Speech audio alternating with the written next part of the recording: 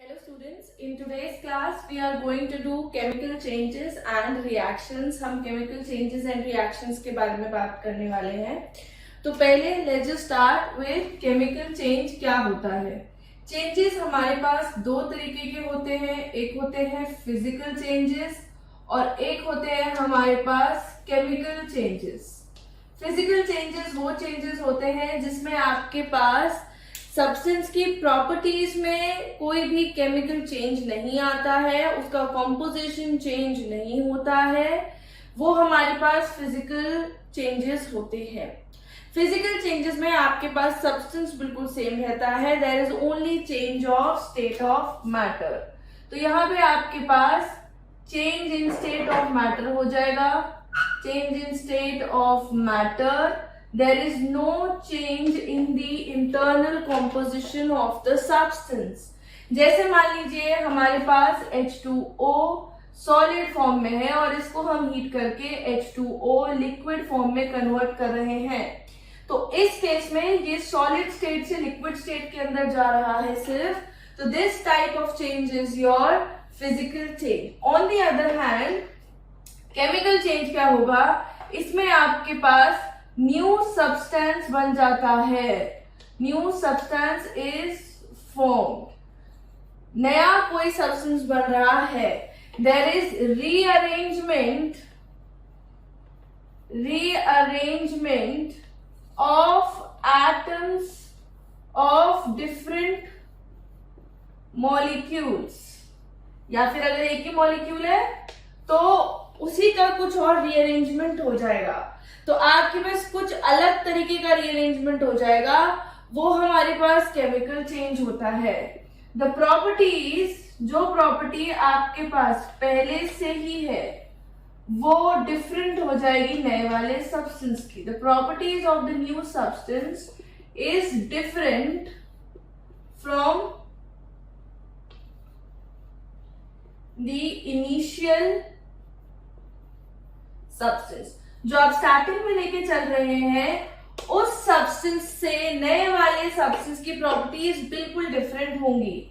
The chemical composition या internal composition कह सकते हैं. The chemical composition of the final product will be different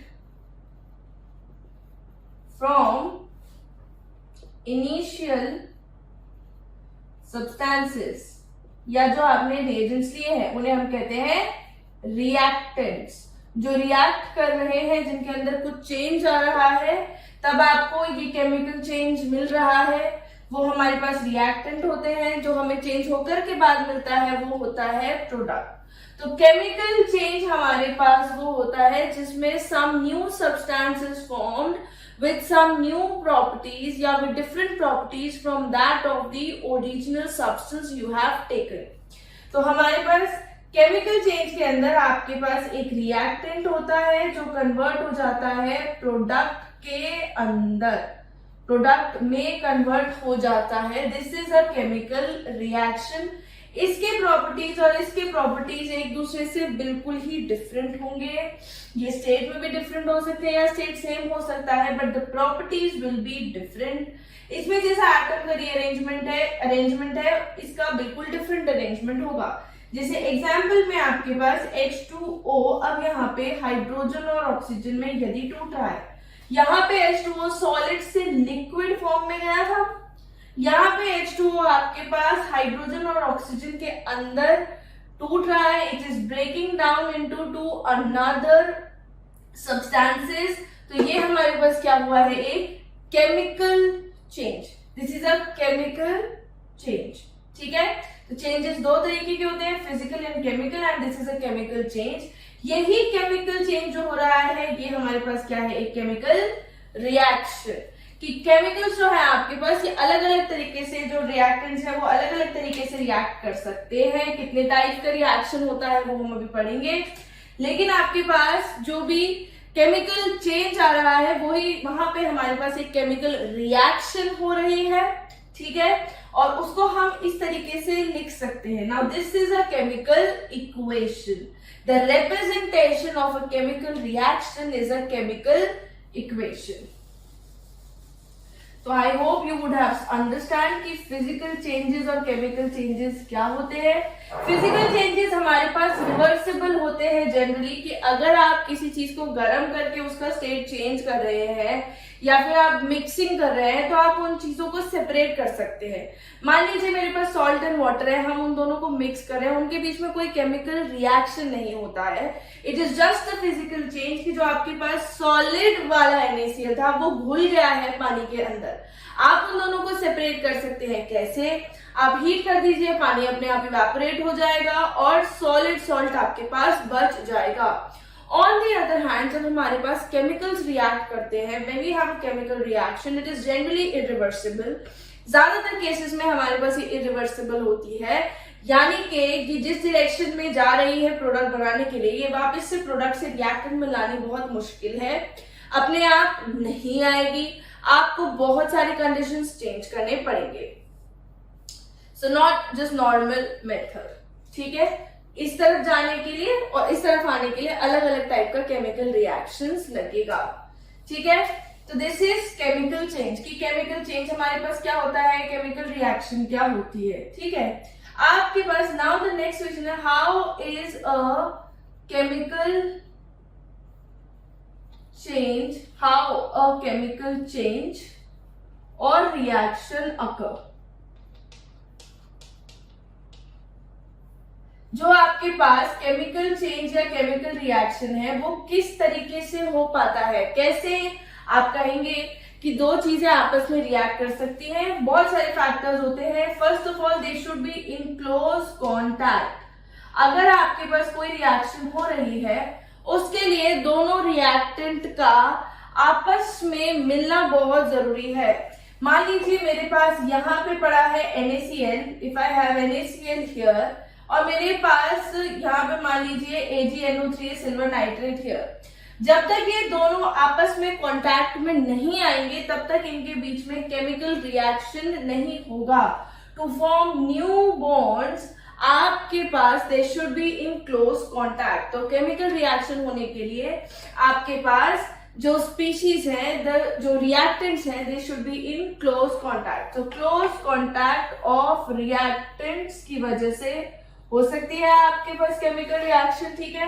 chemical reaction तब हो जाती है जब आपके पास लाइट पड़ रही हो किसी चीज पे। जैसे मान लीजिए हमारे पास, हमें किसी और चीज के साथ रिएक्शन नहीं करवाना है, कोई हमारे पास ऐसी स्पीशीज है जो लाइट के प्रेजेंस में अपने आप रिएक्शन दे जाती है, तो हमारे पास वो रिएक्शन लाइट के सामने हो रही है। जैसे मान लीजिए फोटोसिंथेसिस है, फोटोसिंथेसिस के लिए हमें पता है कि light is very much necessary. तो लाइट अगर हमको मिलेगा तब वो रिएक्शन होगी, तो लाइट का प्रेजेंस इज नेसेसरी। अगर मान लीजिए आपके पास हाइड्रोजन और क्लोरीन है, ये दोनों कंबाइन कर जाते हैं to make HCl in the presence of light, तो आपके पास लाइट का प्रेजेंस होना चाहिए कहीं कहीं पे। कुछ कुछ जगह पे आप टेम्परेचर प्रोवाइड करेंगे तो रिएक्शन हो पाएगी। टेम्परेचर यानी कि आप टेम्परेचर रेज करेंगे। मान लीजिए कोई दो चीजें हैं वो सेम किसी एक पर्टिकुलर टेम्परेचर पर रिएक्ट नहीं करती, पर आप उसको हीट अप करेंगे तो वो रिएक्शन दे देंगे। सपोज जैसे KClO3 है, इसको अगर आप हीट अप करेंगे तो ये KCl और O2 में बिखर जाता है। Now this is not a balance reaction. Balancing हम लैंग्वेज ऑफ केमिस्ट्री में पढ़ चुके हैं। तो KClO3 will give KCl and O2। अगर मैं आपको यहाँ पे बैलेंस करके दिखाऊं, ऑक्सीजन यहाँ पे 3 है, यहाँ पे 2 लगा देंगे, अब ऑक्सीजन कितने हो गए हमारे पास 6, 2 into 3 6। नाउ इधर 3 लगा देंगे तो 3 into 2 6। यहाँ पे K कितने हो गए 1 और Cl कितने हो गए, सॉरी K कितने हो गए 2 एंड Cl कितने हो गए 2। तो यहाँ पे भी 2 लगा देंगे, twice of KCl। Now this is a reaction which occurs in the presence of high temperature, ठीक है। इस रिएक्शन में हम एक कैटलिस्ट वाला फैक्टर भी देखेंगे। अगर आप इलेक्ट्रिसिटी लगा रहे हैं तो some reactions occur due to electricity, जैसे हमने H2O का डिकम्पोजिशन लिखा है H2 और O2 में। जो हमारे पास वाटर है इन लिक्विड स्टेट, ये हाइड्रोजन गैस और ऑक्सीजन गैस में टूट जाता है on the application of electricity. यानी कि जब आप करंट अप्लाई करते हैं तो H2O आपके पास H2 और O2 में बिखर जाता है। Then you have pressure. Some reactions occur due to the application of pressure. अगर आप अमोनिया बना रहे हैं, if you are making ammonia, तो ये रिएक्शन हमारे पास थोड़ी ज्यादा हाई प्रेशर पे होती है, 300 atm करीब इसके ऊपर टेम्परेचर वो प्रेशर लगता है। तो these reactions occur at high pressure. तो प्रेशर के एप्लीकेशन से भी आपके पास रिएक्शन हो सकती है। Now some reaction they require a catalyst. Catalyst हमारे पास वो चीजें होती हैं जो रिएक्शन के पेस को फास्ट कर देते हैं। कुछ रिएक्शन देखिए ऐसी होती है जो बहुत ज्यादा जल्दी हो रही है, हमें नहीं चाहिए कि भाई जल्दी हो। कुछ रिएक्शन ऐसी होती है जो अपने आप नहीं हो रही होती है जल्दी और हमें ऐसे चाहिए कि वो जल्दी हो जाए। उन केसेस में हम कैटलिस्ट को यूज करते हैं। कैटलिस्ट हमारे पास दो तरीके के होते हैं। We have positive catalyst and we have negative catalyst. Positive catalyst वो होते हैं जो रिएक्शन की स्पीड को फास्ट कर देते हैं। जैसे ये वाला रिएक्शन है, इसकी स्पीड को फास्ट करने के लिए ये अपने आप रिएक्शन के अंदर पार्टिसिपेट नहीं करते। They do not participate in the course of the reaction but they increase और decrease the speed of the reaction. तो उसे हम यहाँ पे लिखते हैं एरो के ऊपर। MnO2 की प्रेजेंस में ये रिएक्शन जल्दी हो जाएगा।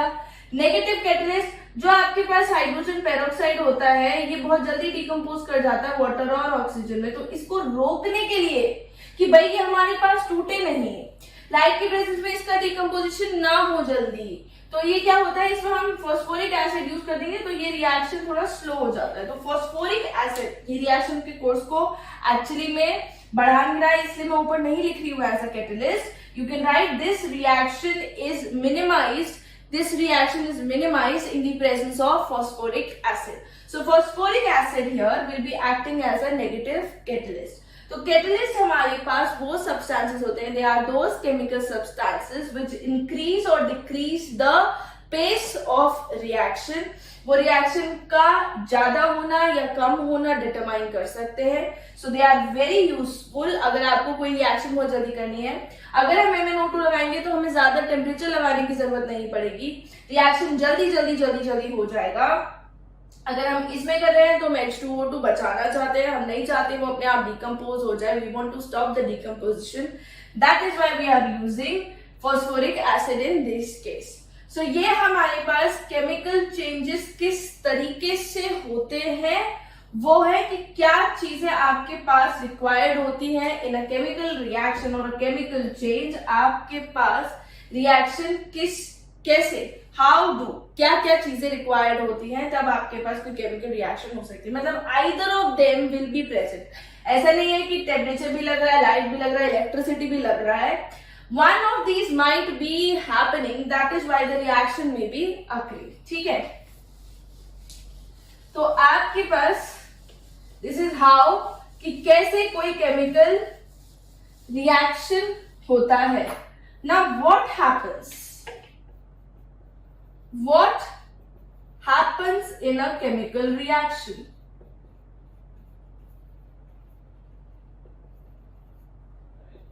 केमिकल रिएक्शन में हमारे पास होता क्या है। केमिकल रिएक्शन जैसे हम कह रहे हैं केमिकल चेंज हो रहा है, तो बेसिकली उसमें होता क्या है, इसमें मैंने आपको बताया कि जैसे रीअरेंजमेंट ऑफ एटम्स होता है। तो बेसिकली इसमें आपके पास breaking of old bonds to form new bonds होता है। You have breaking of old bonds to form new bonds। यानी कि जैसे मान लीजिए मेरे पास H2O प्रेजेंट था, H2O में मेरे पास एक ऑक्सीजन दो हाइड्रोजन के साथ अटैच्ड रहता है।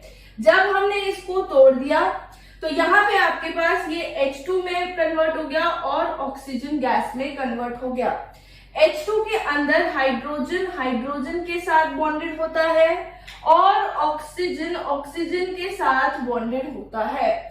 Now this is a double bond here. ये कैसे है बॉन्डिंग ये हम डिस्कस करेंगे, but what you can see is कि यहाँ पे हाइड्रोजन के साथ लगा हुआ है। अच्छा, इसे बैलेंस करेंगे रिएक्शन को तो इट हैज 2H2O, यहाँ पे 2H2 हो जाएगा। यानी कि दो हमारे पास ऐसे यूनिट्स बन रहे हैं। ठीक है ना। हो क्या रहा है कि ये ओल्ड बॉन्ड ऑक्सीजन और हाइड्रोजन का, यहाँ ऑक्सीजन और हाइड्रोजन का टूट रहा है to form a new bond between this hydrogen and this hydrogen, और एक और ऑक्सीजन का एक ऑक्सीजन के साथ। मैंने कहा दो H2O है, तो I have like these two H2O molecules. Now these bonds, ये जो हमारे पास ऑक्सीजन और हाइड्रोजन के बॉन्ड हैं, ये हमारे पास टूट रहे हैं, ठीक है। और हमारे पास बॉन्ड फॉर्मेशन किस तरीके से हो रहा है, इनका आपस में बॉन्ड बन रहा है और इनका बॉन्ड बन रहा है, ठीक है। तो you get 2H2 and 1O2 molecule. So this is what actually happens in a chemical reaction. किसी केमिकल रिएक्शन में आपके पास पुराने बॉन्ड जो है वो टूट जाते हैं and some new bonds are form, but it is not always the case कि सारे पुराने बॉन्ड्स टूटेंगे ही।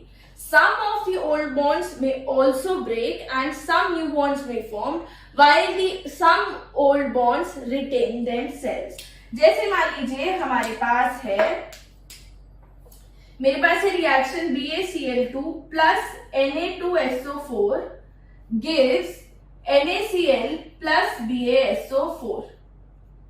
इसको बैलेंस करूंगी, यहाँ पे 2 आ जाएगा, 2Cl है 2Na है तो मैंने यहाँ पे 2 लगा दिया। बेरियम यहाँ एक ही था, यहाँ सल्फेट एक ही था, तो यहाँ बेरियम एक ही है और सल्फेट एक ही है, ठीक है। अब इसमें हम देखें, यहाँ पे बेरियम ने क्या किया, क्लोरीन के साथ अपने बॉन्ड तोड़ दिए, ठीक है। तो बेरियम अलग और क्लोरीन अलग चला गया Na के साथ। ये Cl2 में हमारे पास इस तरीके से होता है कि बेरियम एक Cl के साथ और एक Cl के साथ आपके पास बॉन्डेड होता है, इसने इनको इलेक्ट्रॉन्स प्रोवाइड करे हैं। यहाँ पे हमारे पास सोडियम और सल्फेट है, तो बेसिकली क्या हो रहा है, सोडियम भी टूट रहा है और सोडियम लग जा रहा है Cl के साथ, लेकिन ये सल्फर होता है S और ये ऑक्सीजन होता है O। इसमें क्या हो रहा है, सल्फर और ऑक्सीजन जो बॉन्ड बनाए हुए हैं पहले, ये जो दोनों आपस में एक यूनिट है, ये हमारे पास ब्रेक नहीं कर रही है, इट इज इंटैक्ट, ठीक है। तो it is not always like कि आपके पास जितने भी पुराने बॉन्ड्स हैं वो सारे के सारे ब्रेक हो जाएंगे। सम ऑफ दी ओल्ड बॉन्ड्स में ब्रेक एंड सम में रिटेन देमसेल्व्स। इसमें पर हमारे पास रीअरेंजमेंट हो रहा है। रीअरेंजमेंट कैसा कि सोडियम क्लोरीन के साथ लग जा रहा है, बेरियम सल्फेट के साथ लग जा रहा है, this is sodium chloride and this is barium sulphate, ठीक है। इस चैप्टर को पढ़ने से पहले I would like you all to consider the videos of language of chemistry chapter, so that will be easy to grab. तो इसलिए आप इस चैप्टर को पढ़ने से पहले लैंग्वेज ऑफ केमिस्ट्री कंसिडर कर सकते हैं, that will act as a base of this class. तो केमिकल रिएक्शन हमारे पास इस तरीके से होती है कि आपके पास there is breaking of old bonds to form some new bonds, that is why जो नया चीज आपके पास बन रहा है उसके properties are solely different from the originally existing जो भी आपके पास इनिशियली रिएक्टेंट था, ठीक है। ओके, नाउ हमारे पास जो ये केमिकल रिएक्शन होती है इसके हम पढ़ रहे हैं टाइप्स क्या क्या होते हैं। How many types of chemical reaction is actually there. Types of chemical reaction. Chemical reaction basically हमारे पास दो तरीके से हम क्लासिफाई कर सकते हैं। एक होता है हमारे पास कोर्स ऑफ रिएक्शन, या फिर रिएक्शन में क्या प्रोडक्ट बन रहे हैं, ठीक है, on the basis of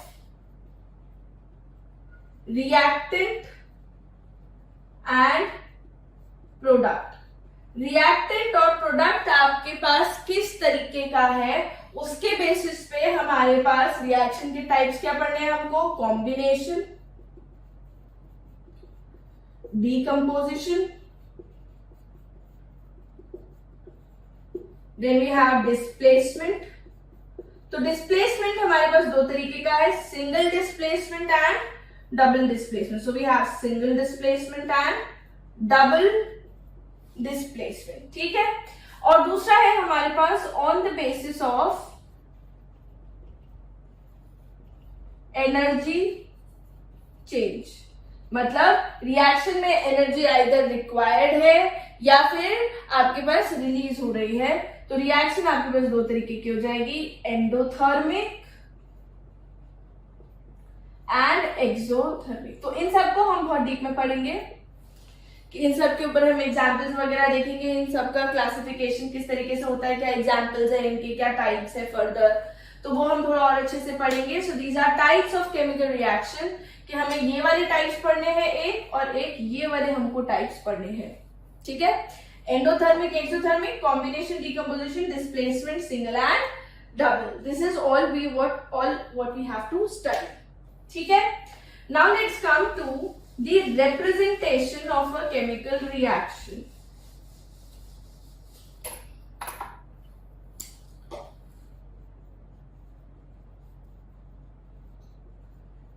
Representation of a chemical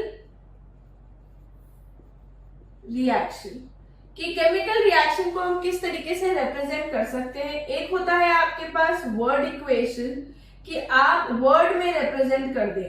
मान लीजिए जैसे सपोज हमारे पास है यही water, it gets decompose into hydrogen gas plus oxygen. आप ऑक्सीजन या गैस लिखना चाहे लिख सकते हैं, नहीं भी लिखना चाहे कोई बात नहीं, हाइड्रोजन एंड ऑक्सीजन। दूसरा होता है हमारे पास सिंबल रिप्रेजेंटेशन। सिंबल इक्वेशन हमारे पास वो होती है जैसे हम अब तक लिखते आए हैं, जिसमें हम सिंबल्स का इस्तेमाल करते हैं, ठीक है, ओके। जो कैटलिस्ट होता है हम हमेशा उसको एरो के ऊपर या नीचे लिखते हैं, जैसे ये हमने KClO3 वाली रिएक्शन में लिखा कि MnO2 हमने ऊपर लिख दिया KCl प्लस O2, ठीक है। अगर हम रिएक्शन में कभी मान लीजिए सनलाइट की प्रेजेंस में करा रहे हैं, जैसे फोटोसिंथेसिस वाला रिएक्शन होता है, या फिर कोई और भी रिएक्शन आप ले सकते हैं, but if you have like photosynthesis का रिएक्शन कि आपके पास CO2 plus H2O gives C6H12O6 plus O2 बन रहा है, तो ये आपके पास अगर सनलाइट में हो रहा है, सनलाइट के लिए हम लगाएंगे H nu इस तरीके से। अगर आप टेम्परेचर रेज करते हैं किसी चीज का, सपोज आप हीटिंग करते हैं, you are increasing the temperature, तो आप इस डेल्टा का साइन लगाते हैं, विच मीन्स कि आपने टेम्परेचर रेज किया है। अगर कोई गैस आपके पास रिलीज होती है तो उसके लिए आप अपवर्ड्स एरो लगा सकते हैं, दैट विल डिटरमाइन कि गैस इज बीइंग इवॉल्व। अगर किसी चीज में प्रेसिपिटेट बन जाता है, सपोज जैसे हमारे पास मैंने यही रिएक्शन लिखी थी, BaCl2 plus Na2SO4 gives BaSO4 plus NaCl।